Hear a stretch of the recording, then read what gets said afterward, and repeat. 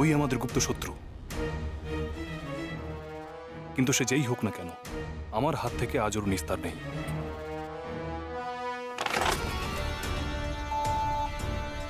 এবার তুমি ধরা পড়েছ। এই তো রাজার ছেলেটা আছে, আমার পিছুটো করছিল তো। আমি সূর্য বংশের যুবরাজ, আমি কখনো কাউকে পিছন থেকে আঘাত করি না। যদি সরাসরি লড়াই করতে চাও, আমি প্রস্তুত। তুমি যেই হও না কেন, পিছনে ঘুরে তাকাও। আমাকে যা করার এক্ষুনি করতে তো হবে। ঘুরে তাকাও।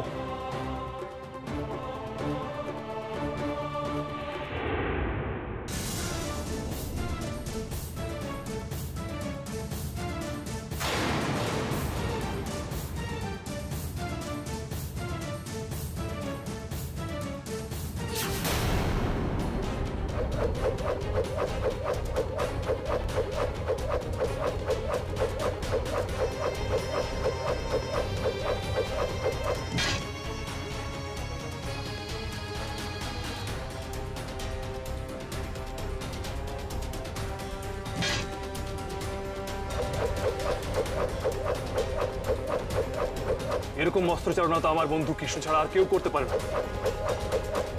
তুমি কি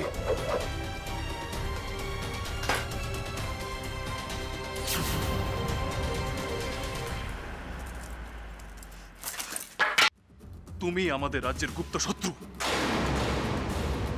কিন্তু আমি তোমার মুখ দেখতে চাই। জানতে চাই যে তুমি কে, কেন তোমার আমাদের রাজ্যের প্রতি এত শত্রুতা।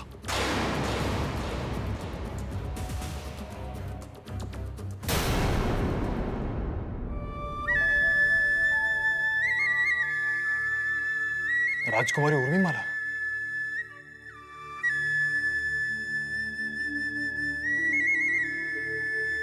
আপনার অস্ত্রচালনায় আমি মুগ্ধ হয়েছি রাজকুমারী। এরকম অস্ত্রচালনা কোনো সাধারণ কন্যার পক্ষে সম্ভব নয়।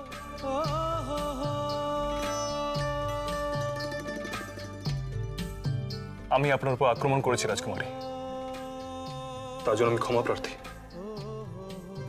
আমি সম্পূর্ণ অজ্ঞাতে আপনাকে আক্রমণ করে ফেলেছি। আমার অপরাধ মার্জনা করবেন।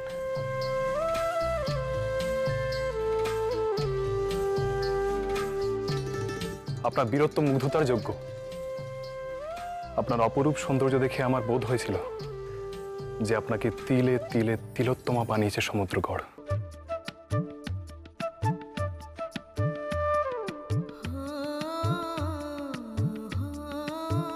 আমুর লড়াই টুলিয়ে অনেকে অনেক কিছু বলেছে, কিন্তু আমুর রূপ টুলিয়ে কেউ তো কোনোদিনও কিচ্ছু বলে নাই। আপনার অনির্বাচনীয় রূপ আমি যখন প্রথম দেখেছিলাম, তখন থেকে আপনার দিক থেকে দু চোখ সরাতে পারিনি।